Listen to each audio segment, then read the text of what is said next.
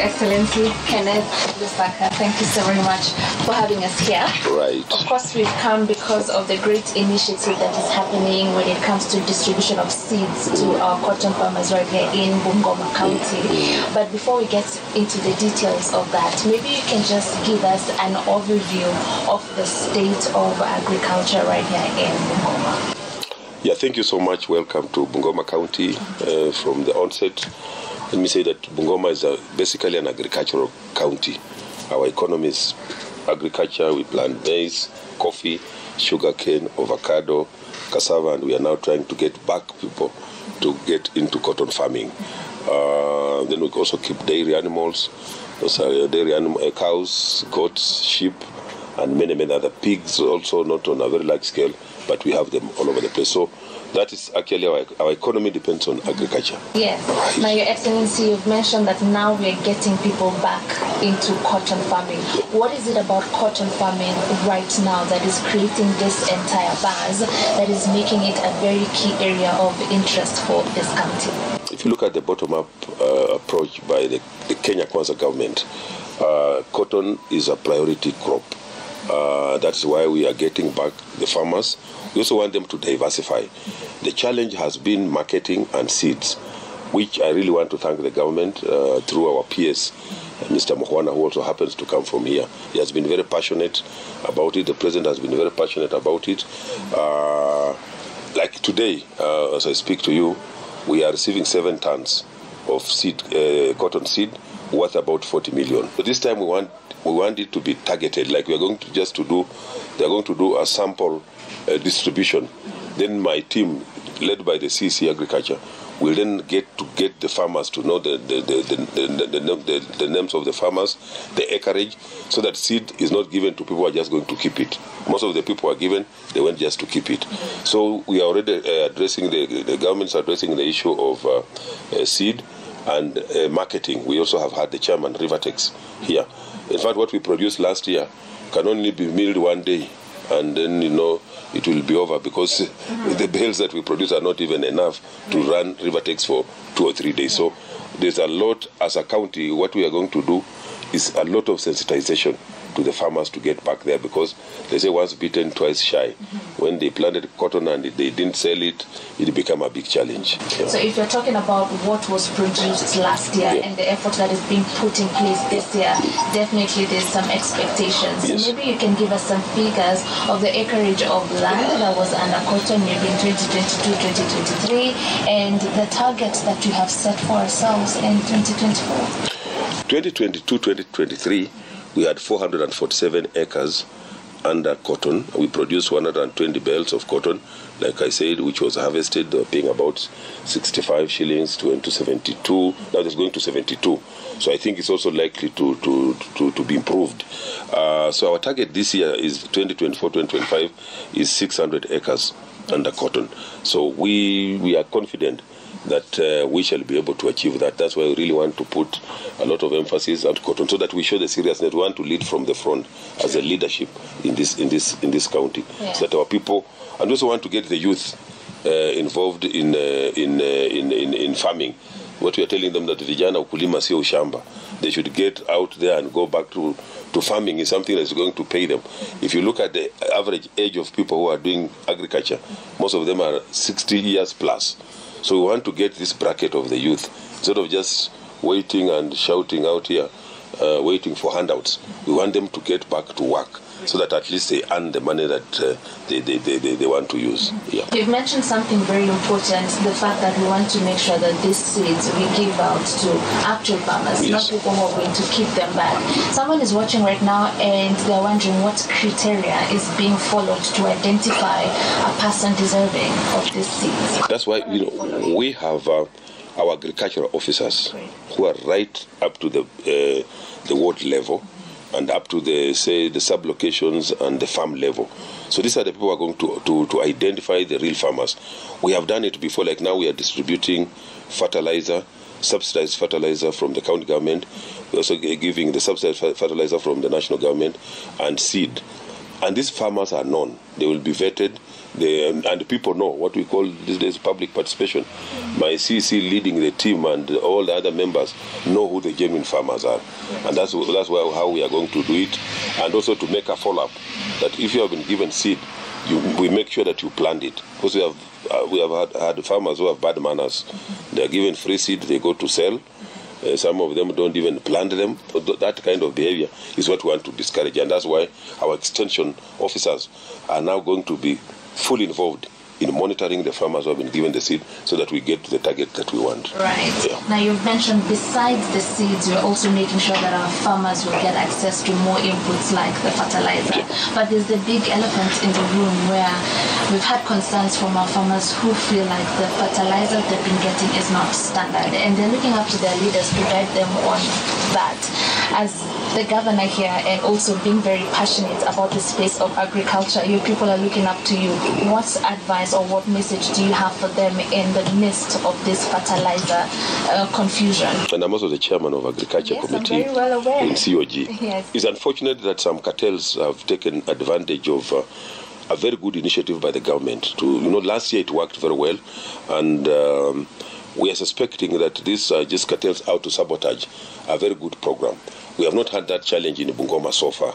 I've not had any reported case of fake fertilizer. What we have given is genuine, and we have gone round to ensure that it is okay. But I think in the fullness of time, these cartels will be unveiled. They can't get very far, and it's very unfortunate that we can subject our farmers to such mischief. So I think we just want to advise the farmers that we are on the lookout.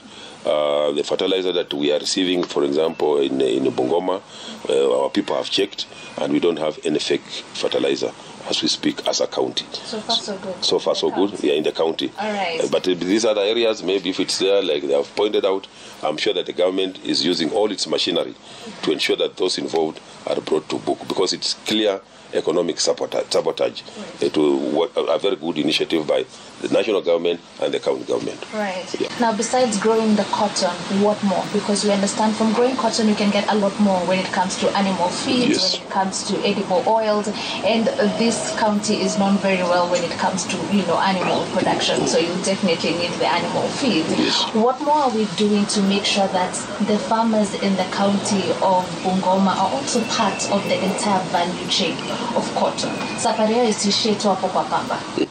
In fact, we've just had a discussion here with the PS, members of parliament, and Rivertex. I'm planning I'm planning a tour. We have agreed to take a few farmers from Bungoma to Rivertex, so they just go and see what happens from the production up to the end. They will see shirts. Maybe we'll buy them some shirts or give them free of charge. So they see, because everybody's wearing cotton, but it doesn't know that that's cotton. But this cotton, unfortunately, is coming from India. It's coming from other places, because we all need clothes. So we want to encourage sell Kenya. What I'm saying, sell Kenya, buy Kenya. So we want to encourage the farmers to go and see what is going on. We are also encouraging, in our program as a county, we have distribution of dairy animals. Most of them now are based at the ward level. We are telling our members of the county assembly to sensitize, to identify farmers, purchase dairy animals, so that then they give to these groups. We have a milk plant in Webuye, which we want to equip, so that at least the dairy farmers also have a place to send their milk. We also want to encourage value addition, so that we are not just producing milk, but we can produce yogurt, we can produce other products that we can get from milk. Already, some farmers in places like Bumula are already women groups are already into value addition of making yogurt, making cheese, and that kind of thing. So the whole value chain, that's why I told you is an agriculture county. We want to use all aspects, whatever you can get, the dairy, if it is cotton, if it is coffee, if it's avocado, if it's banana. We want to encourage them to be involved in all this, so that at least everybody can get some money in their pocket. Great. Yeah. Now, do we have timelines that we are working with? At least we can say in the next 2 years, 3 years, 5 years, we're looking for to be able to produce oil from the cotton that our farmers are growing right here. Yeah, we want to make sure that these great plans we hear from our leaders, we also have like an execution timeline. Yeah, like you see, we have said, we have to, like the target for 2024, 2025, we have said is 600 acres. We are going to make sure that we get there, because you see, without any target, anything you do is an achievement. So with the target of 600, and with our extension officers, they will ensure that we get there. And maybe we'll have another target for 2025, 2026, depending on how we are going to perform here. And they say that the challenges that have made us not move so fast were seed and market, which have now been addressed. So the farmer has no reason not to get involved into it, and we are going to carry out sensitization meetings, like I've told you, to encourage most of our farmers to get into cotton farming. Right. Yeah. And as we wind up this conversation, there's a lot of sensitization on farmers being part of cooperatives. Yes. But there's still a bit of hesitation from some of the farmers, and this comes from the prior poor management in the cooperative before. Now, what are we doing right now to make sure that we streamline the management in these bodies that are entirely meant to take care of the interests of our farmers? Yeah, you see, like for this county, I have a CC in charge of agriculture and all those cooperatives, blah, blah. But I have a chief officer who is specific on cooperatives. And one of the mandates, what she's supposed to do, is to ensure that we streamline the management of cooperative societies. I agree with you. Most of them have been mismanaged. In fact, we were here the other day, a cooperative society lost 25 million. They came to take money physically in a matatu to take it to go and pay the farmers. So we're trying to get out of that so that farmers can be paid using the new technology. In fact, we were with the manager cooperative bank, like even the cotton. What they are saying is they are digitalized weighing scales. When you put your cotton, immediately you remove, it reflects. It tells the farmer your cotton has been, and then it also goes to the bank. It's linked to the bank so that you are paid directly. So we want to streamline, because most of the officials of our cooperative societies are either very old people, some are semi-literate or illiterate, so they only put maybe the treasurer is normally very sharp, and that's the one who manipulates everything, but the chair are just there. So we really want to get proper management, and also have, most of them have also overstayed. Yes. They have been managers for as long as we can remember. But we want them to, because the law is very clear on how long one should be, say, the manager, secretary, or a treasurer in the cooperative society. So once it is streamlined, because that's the best way to go. And by the way, the cooperative movement started in Bungoma. We had somebody, I'm sure maybe before you were born, called Musundi. He was the king of the cooperative society. So people here really understand. As we speak now, even the coffee sherry, Bungoma is now #1 in terms of uptake. So we are doing very well, and when we are really determined to make sure that agriculture works, because it's productive. Right. Maybe something I can also add is, remember when we were in school, we also now need to look at the curriculum. We used to have 4K clubs, which were very, very, very informative, and then also get away from the system where when you have committed a crime in school, the punishment is to go to the shamba. So you grew up knowing that agriculture is a place for punishment.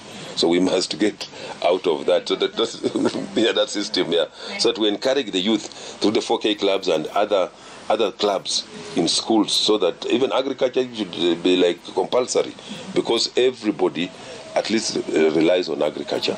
And that's the only way we're also going to encourage the youth to get into farming, because the age bracket now, like I said, is 50 plus, going to 70. All right. Yeah. Thank you so much for speaking to us. And just as a parting shot, in your tenure as the governor of Bungoma County, the promised land that you have for them in the sector of agriculture, what are you hoping to achieve with this county by the time you're done with this space? First of all is to ensure food security. Remember, during my first term, I came up with the subsidized the idea of giving subsidized fertilizer and seeds to the vulnerable, so that at least everybody has food.